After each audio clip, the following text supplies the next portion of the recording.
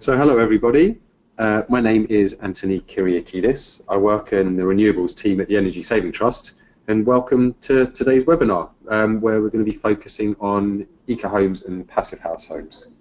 The webinar is part of a series of webinars we're delivering. The work's funded by the Scottish Government as part of their support for home renewables and energy efficiency, and that support is basically there to help lower Scottish householders' energy bills and carbon emissions, but also help meet climate change targets and build a lower carbon economy in Scotland. Firstly, some general points about the webinar. You can hear us, but we can't hear you, and that's perfectly normal for webinars, so don't be alarmed. We expect the webinar to last approximately 45 minutes. You can ask questions at any time through your control panel, which you should be able to see on the right-hand side of the screen. We should have an opportunity at the end to answer questions, and we also want to hear your views, and we've got a poll in the middle of Alan's presentation, so get your voting fingers ready. We're also recording the webinar and we'll circulate it to you afterwards so you can watch it back. And onto the programme for today. Well, firstly, we've got Alan Budden, who's the Director of Eco Design Consultants.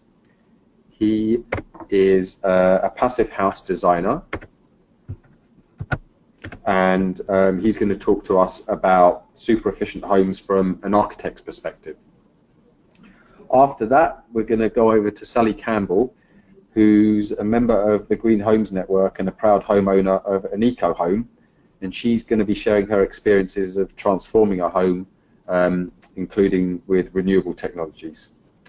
So, without further ado, I'll pass you over to Alan. Thank you.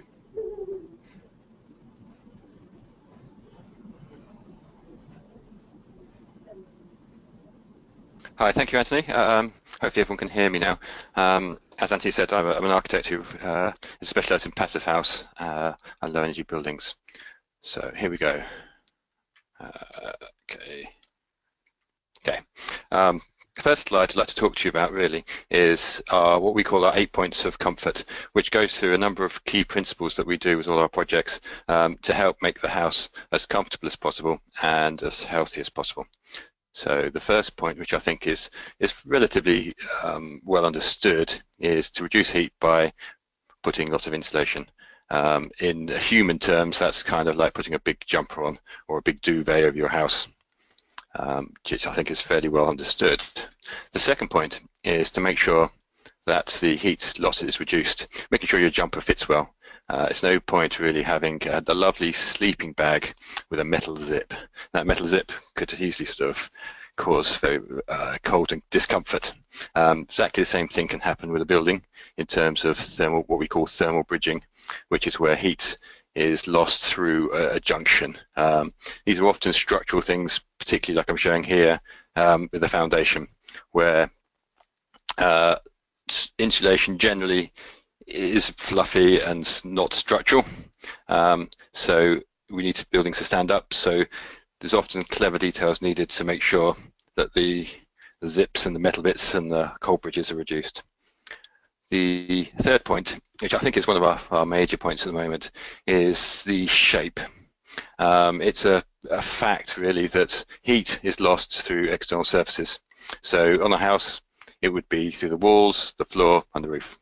So the better ratio between floor area of usable space and external walls, the better.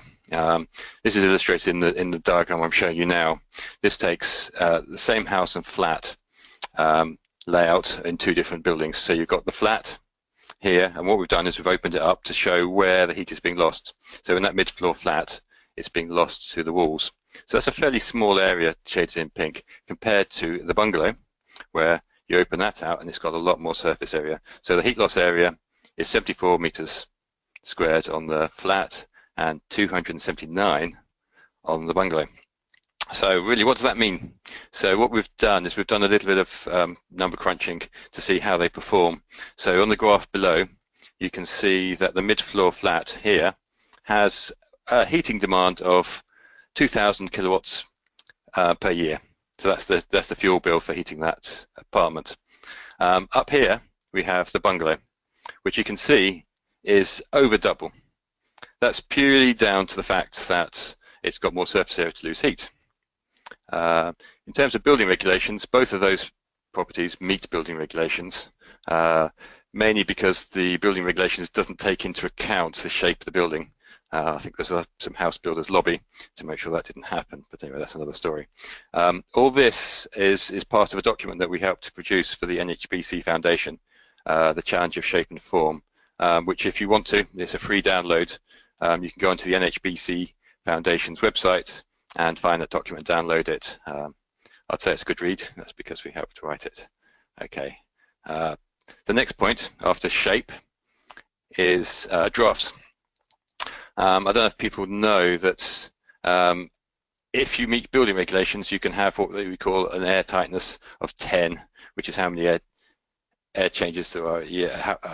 How many air changes are needed to keep the house draft free.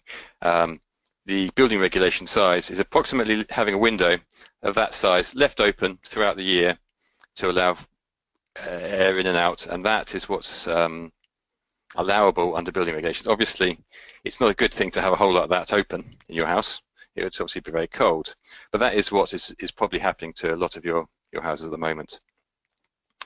So what do you want to do about that? So looking at ways to reduce drafts is basically to try and make the building as airtight as possible.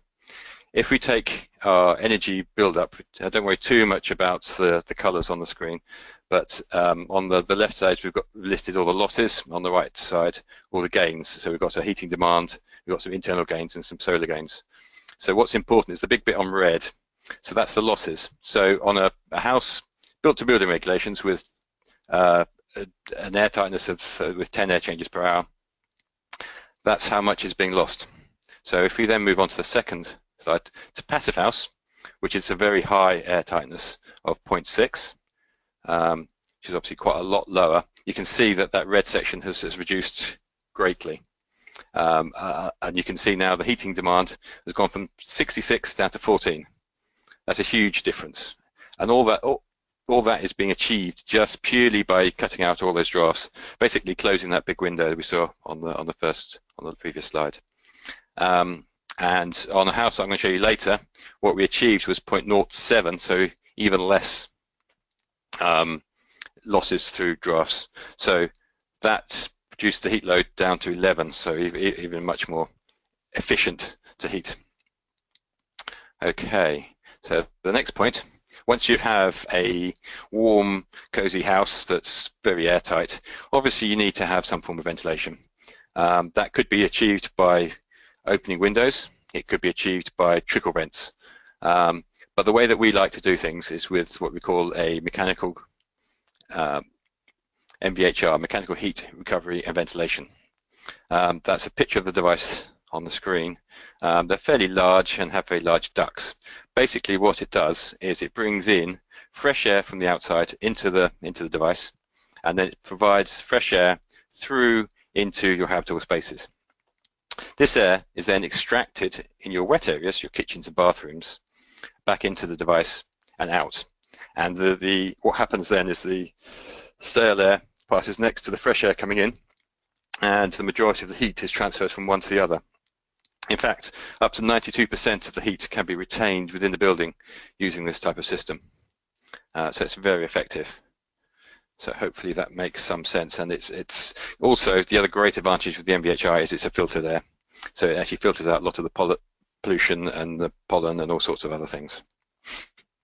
The sixth point of our principles is to have good windows. Windows are incredibly important. They do a lot of things, from letting in light and daylight to stopping heat escape and letting solar gain from the sun in. One of the things that we always recommend to people is to go for triple glazing. It's much more affordable than it used to be, and a good triple glazing can make a huge difference. One of the things that the body can do is it can detect the difference between 4 degrees between surface temperature and air temperature. So if your glass is less than 4 degrees in the surface temperature, you will feel a draft coming from that glass. It won't actually, it will be air movement, but it won't be a draft. It will just be because of the heat moving the air. So what we're because if you go for triple glazing with the argon gas and low E coatings, then you can ensure that glass temperature will never get that low. So you'll never have any problems of drafts and air movement from the windows, and also you won't have any problems with condensation or anything like that forming on the glass, or at least not on the inside. You may, on some very cold days, have condensation forming on the outside because the temperature is so good and so low on the outside that condensation can form, but never on the inside. Okay, looking at windows a little bit further, is the ratio between frame and glass. This is again another very important factor of the window. Obviously the glass is letting in light and letting views out, but and is usually fairly efficient, but the frames usually aren't as efficient thermally as the glass, and they're not letting in the solar gain. So reducing the amount of frame is really important. We have a little poll coming up in a moment, and what I'd like you to do is to have a go at thinking how much of that window you're seeing there is frame and how much is glass. What percentage is the frame? What we'll do when we move it to the poll, the picture will disappear, but then you'll have choices from 20%, 30%, 40%, 50%, and 60%. So if you can think of your numbers now, we'll then move over to Anthony, who will run the poll, and we can see what people think. Okay, Anthony. Okay. We put the poll up. Hopefully you can see that. As Alan said, just pick what you think the frame makes up as a percentage of the whole window.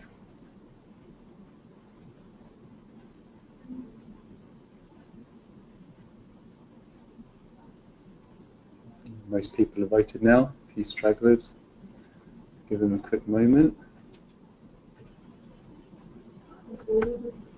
Okay, thank you everybody. I'm just going to close the poll and share the results. So hopefully you can see the results there. Okay, so nobody voted for 20%, wisely.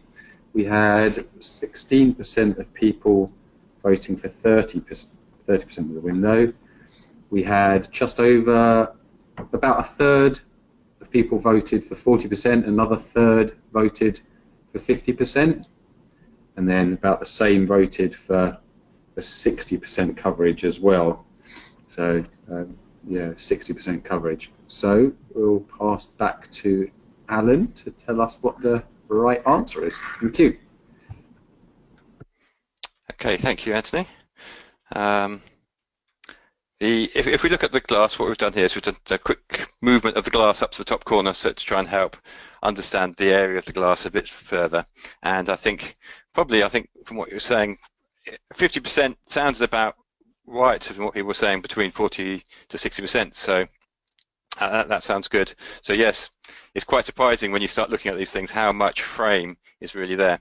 So the more you can reduce the frame, the better the window will perform. And it'd probably be a cheaper window as well to buy, but you do need to be careful to make sure you still have an openable window, and the openable size isn't too big, because obviously the hinges and so forth can't cope with too big a window. So we generally talk about a 1.2 meter by 1.2 meter window as being the biggest. Okay, so thank you for that one.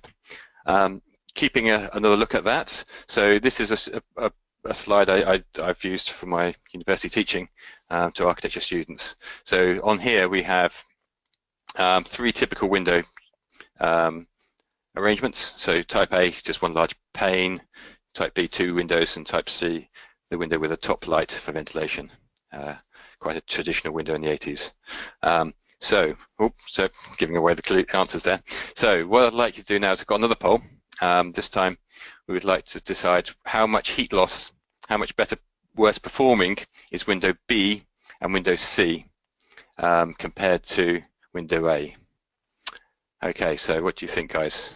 Anthony, do you want to take over the poll again? I'd love to, Alan, but the poll isn't there. Okay. So I'm just going to have to explain it to us, please. Okay, fair enough, that's fine. Okay, the answers are window B is 13% more losses, and window C is 32% more losses. So you can see how big a difference it makes to design your windows well. Okay, so the next point, and oh by the way, this is all in another NHBC document on Windows where we've done some interesting calculations on windows and on how best to design them and what size it should be best. One very interesting finding from it was that if you've got a house that's overheating, and one of the best ways of stopping overheating is to move from double glazing to triple glazing, which sounds like it should be the wrong thing to do, but actually what it does is it reduces the solar gain, so it reduces the overheating. It doesn't affect your daylighting because you're still getting the light coming through, and it actually improves your heat loss during the winter, and so it makes it so it's a win-win-win situation. So go for triple. Point 7 we're looking at here is once you've got your house, you obviously want to make sure it's comfortable in summer, and you don't want it to overheat and get too hot, which is kind of what I just spoke about. The basic principle here is that in summer the sun is nice and high, and in winter the sun is lower. So we can use that, and we can very easily put on a little extension on the front of the building to reduce the sun's rays into the building in summer, but it also will allow the lower winter sun to come in. So that's a very good way of doing it, a bit like a sun hat. And obviously we also, with passive houses, it's very important that you do open your windows. There is some people misbelieving that you don't have open windows in a passive house, but that's not the case. You do open windows to let it to cool in summer, and also if you need to open it because you've got a smell or burnt the toast or whatever. Okay, and point 8 is really additional to passive house, but it's something that I think is important, is then making sure that the materials you pick within your house have low or no VOCs, that's volatile organic compounds that put out chemicals into the air that aren't good for your health. So if you can avoid those, all the better. The ventilation system with the MVHR is very good because it will circulate the air and make sure the air is taken out. So it is better than probably what's called natural, which is more down to random air in and out. Okay, so just moving on to the next part of this presentation now is what is passive house. So taking those principles, we put it together to make passive house. The main thing with passive house is that it has a specific heat demand of 15 kilowatts per square meter per year. What that means is that's the amount of kilowatt hours needed to heat the building per square meter of usable floor space per year. A typical building to building regulations now is about 80 kilowatts per hour. Passive house is down to 15. What that means is that also allows you to be able to heat the building using the MVHR system if you wish to, without over-ventilating. So the second principle here is obviously super insulation. These have U values, which is the thermal losses through the elements of less than 0.5 with no core bridging. It's obviously then we say it's got to be airtight, so there's no drafts with an air tightness of less than 0.6 air changes per hour at 50 pascals. It has to have an efficient ventilation MVHR system, ventilation system. This ideally should be a Passivhaus certified unit. Otherwise, you have to have a penalty taken out of your calculations if you don't use a certified unit, because there's been, I think, some mis-selling in terms of the results and stuff the Passivhaus industry have found. The fifth thing is good solar orientation. So ideally, you should orientate your building to south and take advantage of those solar gains. It's not everything. It's about a third of the heat loss, gains. So it's not everything, but it is still useful to do that, and it's particularly useful to try and orientate south to help shade out the summer sun, because the sun is at the highest when it's on the south. All that basically provides a very comfortable internal living with surface temperatures less than 4 degrees different from the external side. So it becomes a much more comfortable house with good ventilation, good air quality. I must recommend that it's worth visiting a passive house if you ever get a chance. It's something that you can't really put your finger on until you've visited one. And then on top of that is basically a requirement to make sure the total energy isn't more than 120 kilowatts. It's relatively simple to achieve that, as long as you don't go silly with your appliances and your lighting and other things. So that's an overall check, just to make sure you don't go silly on other items. Passivhaus is a proven technology. What's happened is over the last 25 years, since Wolfgang Feist and his team have been developing Passivhaus, they've done a lot of monitoring. Each of those bars on that screen is a house on an estate in Germany, I think this one is, and you can see the difference between the predicted and the measured energy rates, and all of them are below the 168 kilowatts per Kelvin, which means that they all are meeting the Passivhaus requirements. So it's shown to actually happen. A lot of the SAP calculation stuff haven't come true in terms of what they predicted. It's also affordable. As you increase your airtightness, insulation and windows, things do go up in price, but by the time you get to Passivhaus, you can then reduce what you need for your conventional heating system. You can just put a simple ventilation system in the system to heat it, or a simple radiator, or very small systems needed. Overall, when you start looking at the cost, the initial cost is more, but the maintenance cost is slightly less, I believe, and the heating cost is obviously much reduced. So possibly for a 10% increase in capital cost, you'll get a great building, and it will become the cheapest overall solution, particularly if you can then sort of see how much you would pay for that additional comfort, which is something that it's very difficult to put a price on.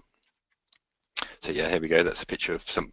You can sit near the windows, so you can use the whole house, and you don't need to have radiators put under your windows anymore. You can put your radiators wherever you like, or your heating system wherever you like.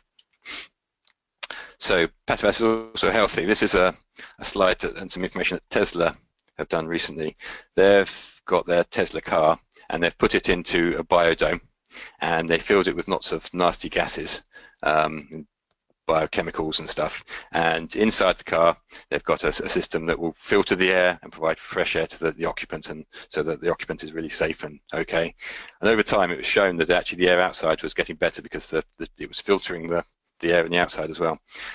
And I got to think that this is really what we're talking about in Passivhaus as well. So we're basically making it draft free, so that none of those nasty gases can come in, and then we're filtering the air. So it's a slightly finer filter that the Tesla has, but there's no reason why you couldn't put that in your house. So it does show that actually it's a much healthier thing to do. Just a quick slide there. This Passivhaus is all calculated using a big spreadsheet. There's a couple of slides, pictures there from the Excel spreadsheet, and lots of numbers have to be filled in just to show you what to do. So just to quickly compare Passivhaus to other standards. So building regulations has probably a kilowatts per square meter of between 60 and 85, 90. The reason it's not a precise figure is, like I said before, it's the shape of the building isn't taken into account in building regulations. Passivhaus is then down at 15, so you can immediately see that huge savings to be made in terms of fuel use and CO2 savings.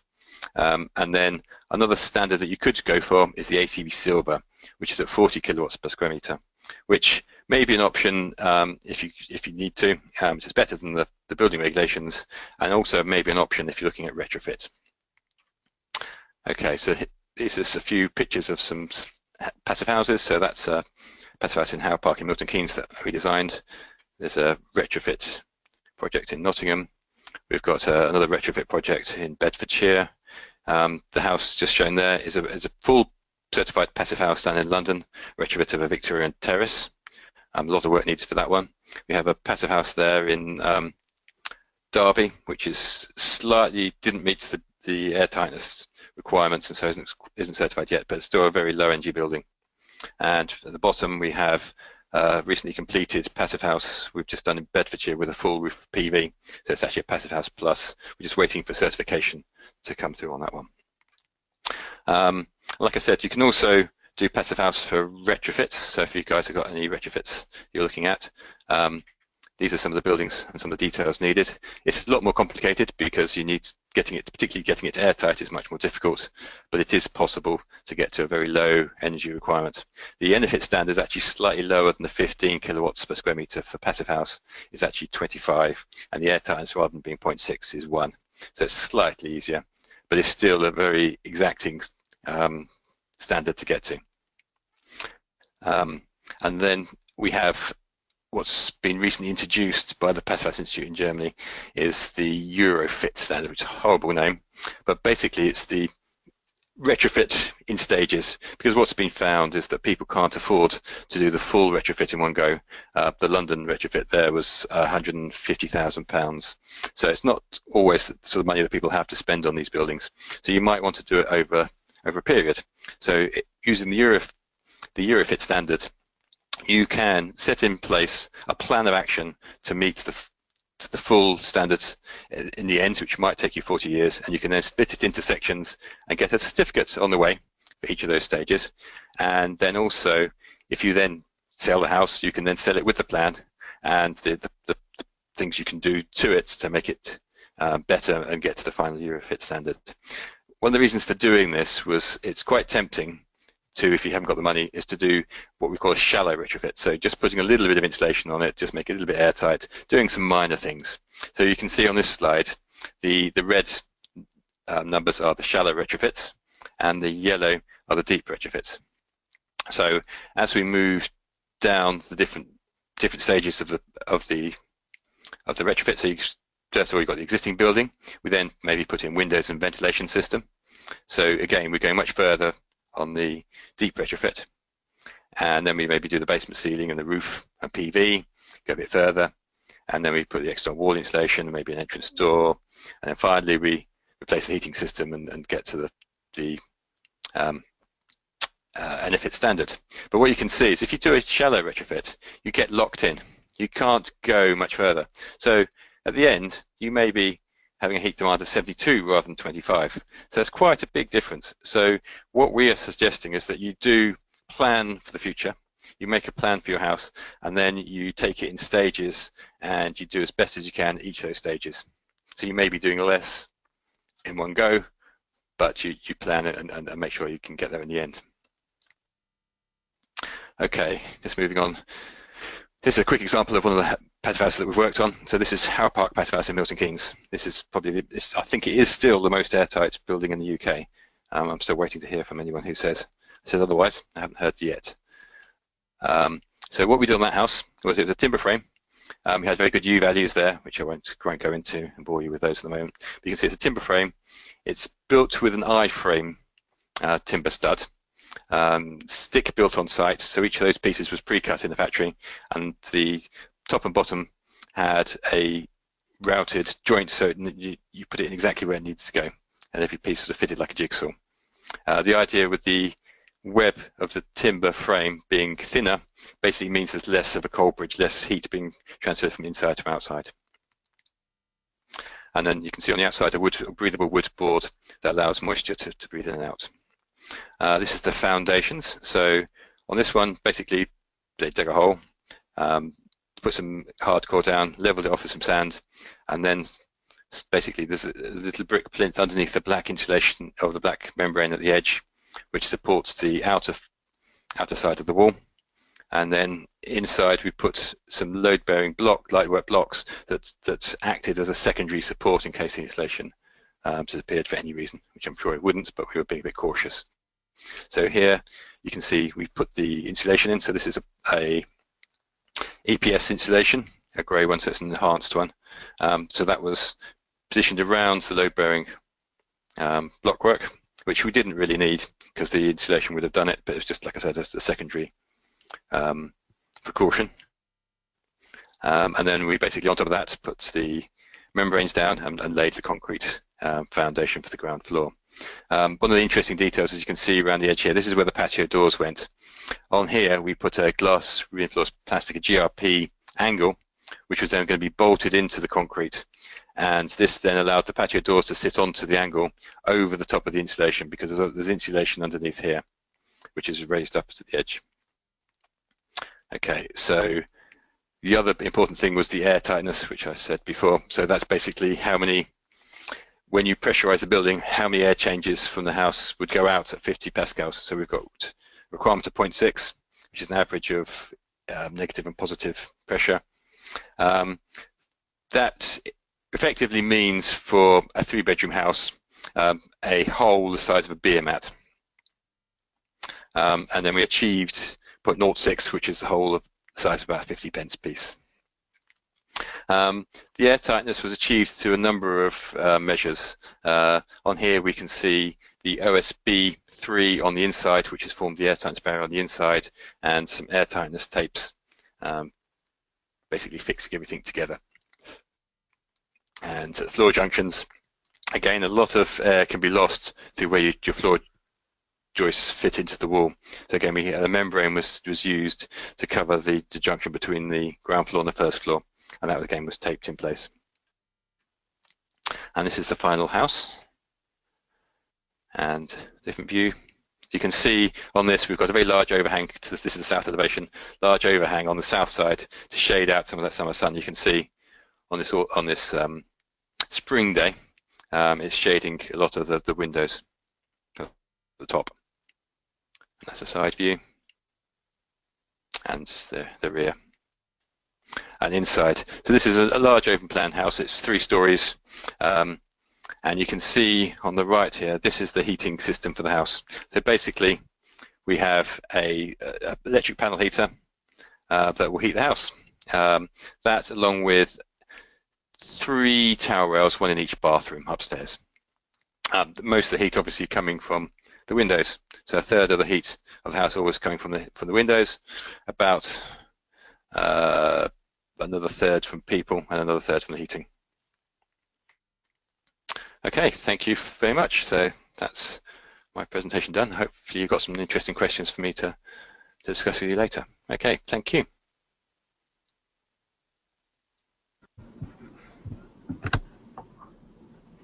Okay, that was brilliant. Thank you very much, Alan. We're going to move swiftly on to Sally Campbell, who's going to talk about her own Ecohome. Over to you, Sally. Thank you.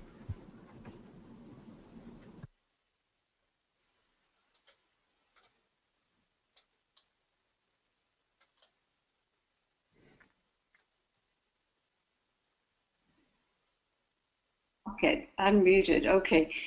Hi. So that was such an impressive conversation that we just had with Alan, and listening to Alan, that I sort of feel kind of like I have very little to say. We we lived for a period in the 1980s in New Zealand, and at that stage we discovered all sorts of things about environmental facilities that you could put in a home. So when we came back to Scotland, we decided we would try to find a way of doing that if it was going to be at all possible. We found this little bungalow that you can see in 2013, and we were able to purchase it. It was originally built in the Scandinavian style, so it meant it had no internal load-bearing walls, which was a delight, because it meant you could rip out all sorts of things. And it's set in a part of Edinburgh which is very green, so it has a large garden round about it and lots of trees. Let's see if I can go to my next slide. So we decided to get an architect that was local here in Edinburgh, and told him that we had 2 main requirements. One was that we would sink a bore to have geothermal heating throughout the house, something that we learned about in New Zealand. And also, obviously, we wanted PV cells on the roof. And every so often I kept saying, well, maybe we should have some wind power, and he would sort of throw up his hands in horror and say, goodness, what happens to my lovely design? But we also, so those things were added to the house. In terms of living here, it becomes really very, very easy and very cheap, because the house is actually cost neutral. By the time we have the little bit of money that you get from the PV cells, and also you get rebate from the Renewable Heat Initiative, this means that essentially our costs of running the house are taken care of. Yeah, so I think for us the absence of gas was really very, very important. We didn't really want to have to use any more natural resources if we could avoid it. So we ended up with something that is very open plan, as you can see, and very environmentally healthy, but probably not as healthy as a passive house. We added the wood burner, I think primarily for effect, but then we had this huge pine tree in the garden that came down. It went the entire length of the garden. And so once we started getting that chopped up, we realized that we probably have enough wood that we will do all of our wood supply and probably 2 other houses for at least a year. It was a huge tree. So we're going to be using up this wood. And yeah, unfortunately, I can't give you all these technical specs, but all of our heating is underfloor, and each room has its own temperature control, so it enables us to have heat at one level in each one of the bedrooms. We presently have 3 bedrooms, and the next slide, a tatami mat room. Now, we decided on the tatami mat room because we had lived in Asia for a number of years, 10 years actually, and 2 of our young people our children were living in Japan, and we quite fell in love with this way of living, mainly because the tatami mat room gives us the opportunity to have a bedroom, but also our own space. Another space that means we can have a quiet area, we can read, we can paint, we can do anything. The room at the very end, if you look out through this door, what you're doing is you're looking across the corridor, across the deck, and that very last room that you see there is my husband's study. So this means that he can be in there and I can be in the tatami mat room, and I think that's very wonderful. We can meet at the kitchen or someplace in between.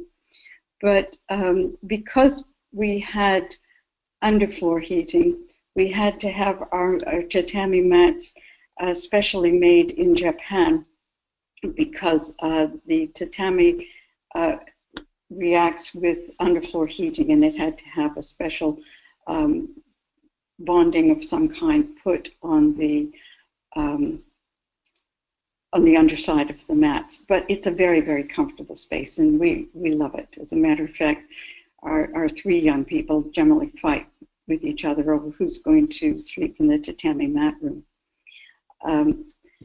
The other thing that we did was, because we have traveled a fair amount in Japan, we ended up sourcing a toilet that has a water recycling system.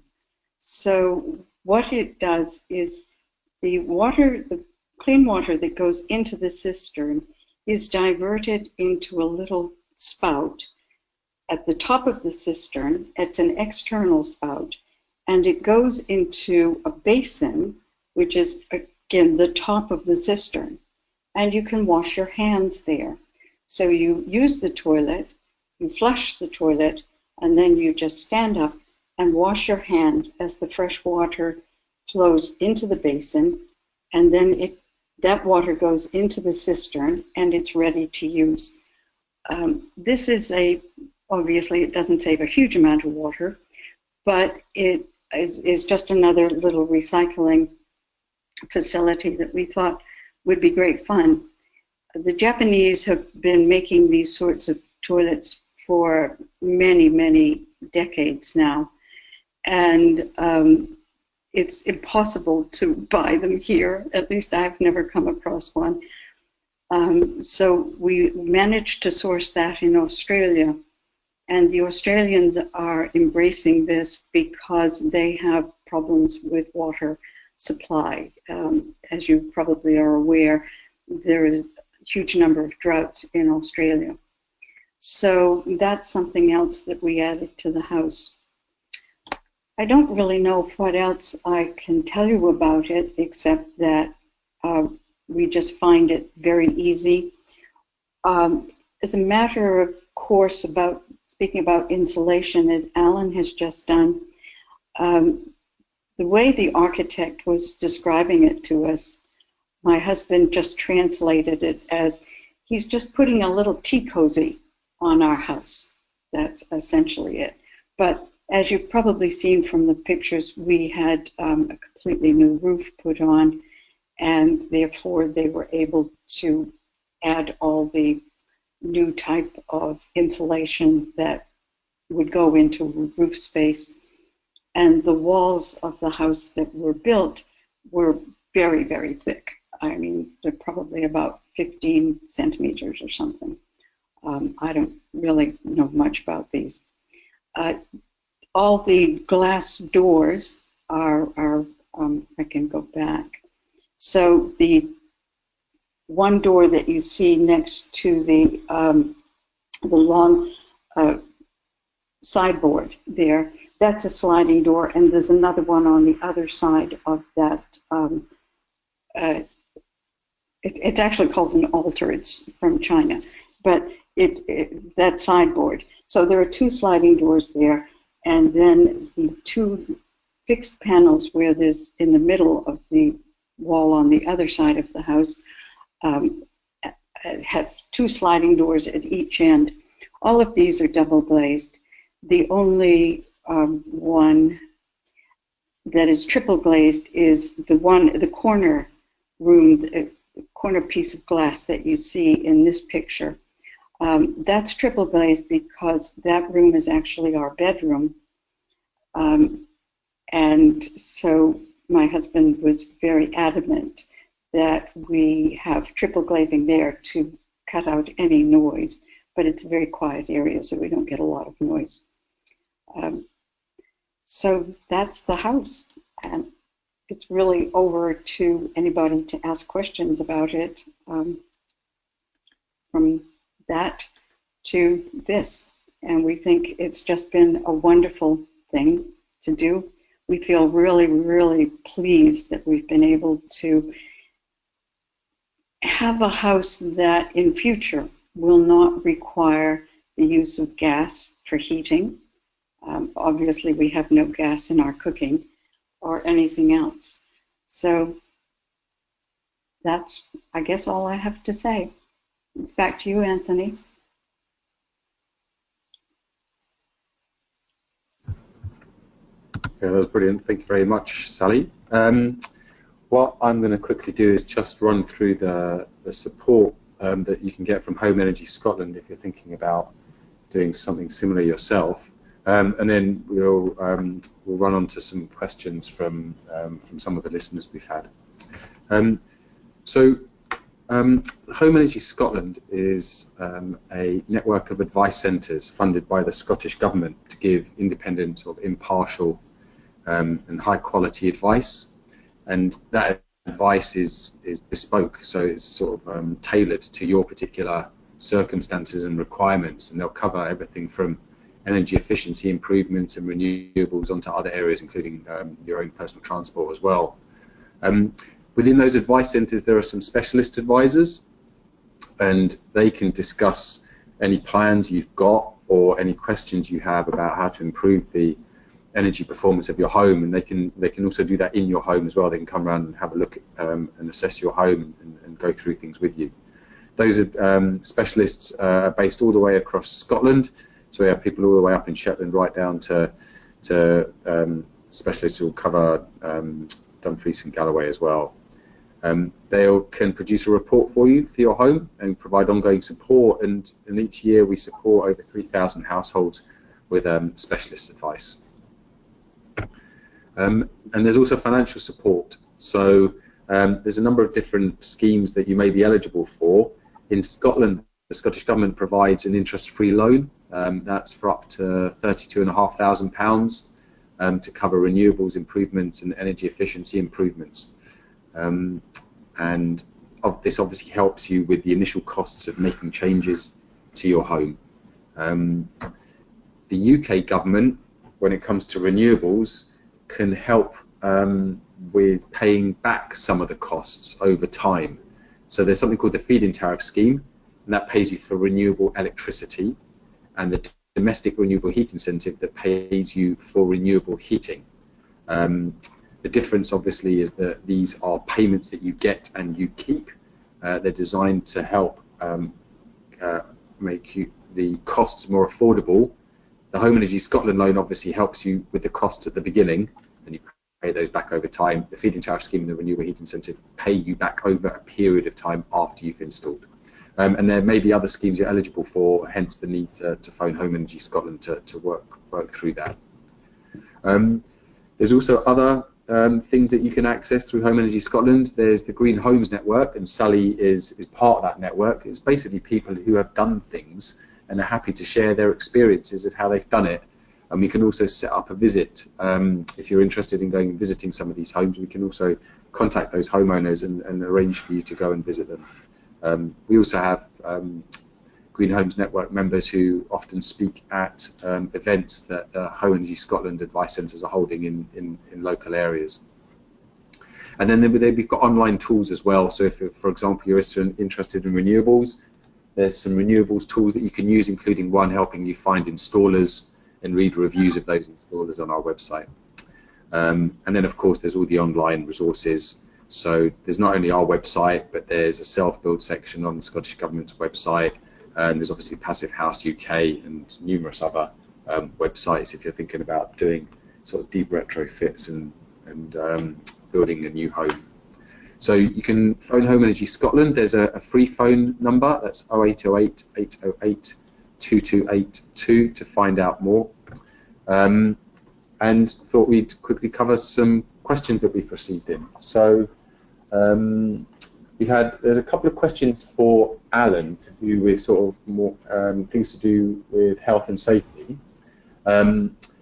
First one was about Legionella risks with using a heat recovery system, and the other one that's sort of related to health is whether there's any studies comparing the health of passive home occupants with those of conventional homes, particularly with reference to respiratory disease. So Alan, have you got any information in those areas?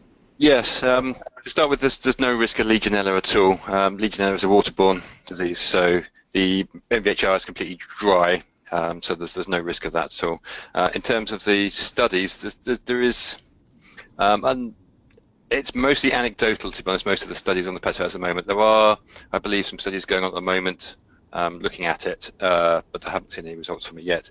A lot of the anecdotal stuff has been great. I went to visit a Passivhaus school a little while ago, and we went up to the staff room, and one of the other visitors asked one of the teachers whether he'd seen any effect on health, and it was amazing to watch this chap's face, the teacher.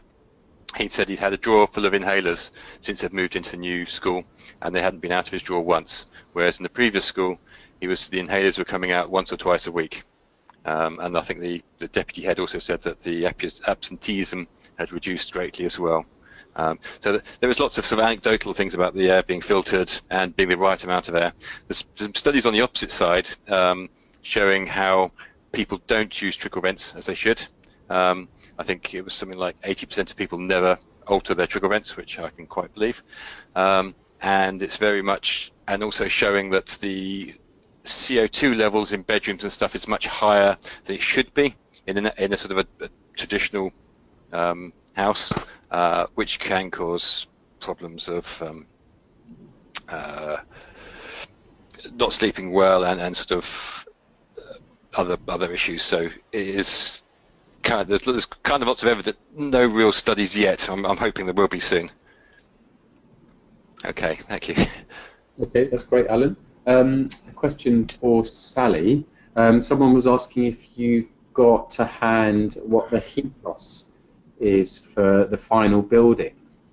Whether you have any sort of reference material sort of showing that.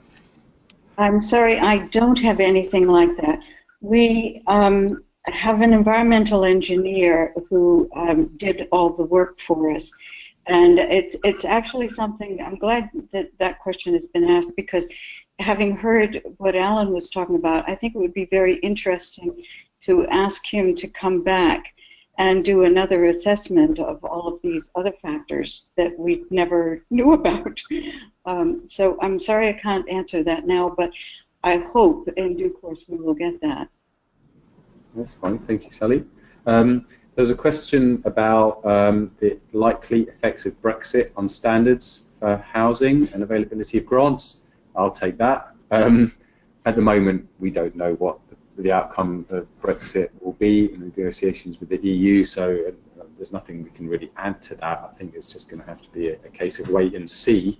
But what is in your control are the decisions you make about your own homes and how you want to live in them. So I guess recommendation there is, we can help support you in doing things now to improve the comfort of your home, and obviously, the more energy efficient it is, I guess the less you'll be paying on your fuel bills. Some questions for Alan. Probably take a couple more. One is about overheating. Is this a potential problem in very airtight homes, and how's it managed? I think part of that question, it was about Scotland. Obviously, it's up in Scotland. It is colder than it is down here, but it is still a risk of overheating. So we do need to do that. The other part of that question, I think, was about double glazing and triple glazing, because some people would say you want to use double glazing on the south facade and triple glazing on the north facades, where you can let slightly higher solar gains happen on the south side. That is true, and there are other glass specifications you can do to try and maximise the solar gains, but you do need to be careful not to overglaze. There's quite a lot of architectural thoughts, particularly for the last 10 years or 15 years, to put large amounts of solar spaces on houses to help heat them. It's a very risky idea to do that, because you'll find that you'll be losing lots of heat in winter and gaining lots of heat in summer, so that the balance is difficult to achieve. So you want to try and have a relatively good balance of glass in your house. Mm-hmm. Okay, thank you, Alan. And then someone's asked a question about whether you can use wood-fueled heating, like biomass or wood boilers in passive homes. Is it possible? How do you sort of account for that? Yes, you can. We've put a biomass boiler in a couple of the retrofits. To be honest, it's not something you need. It's probably more of a thing to have on a nice on a sort of Christmas morning, to have a nice fire, and then it's more of your thoughts of having a nice fire than actually needing one or finding it that useful. The main thing with that is to make sure that it's room sealed.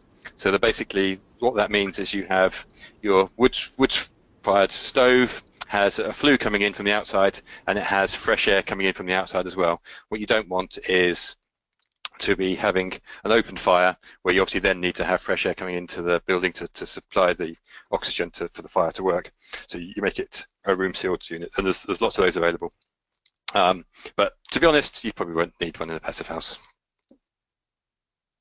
Okay, thank you, Alan. And then a question for Sally. What was the sort of rough cost of the sort of deep retrofit you made to your bungalow? Was that just in relation to the environmental features, the geothermal heating and the PV cells? It doesn't. The questioner doesn't ask. So maybe right.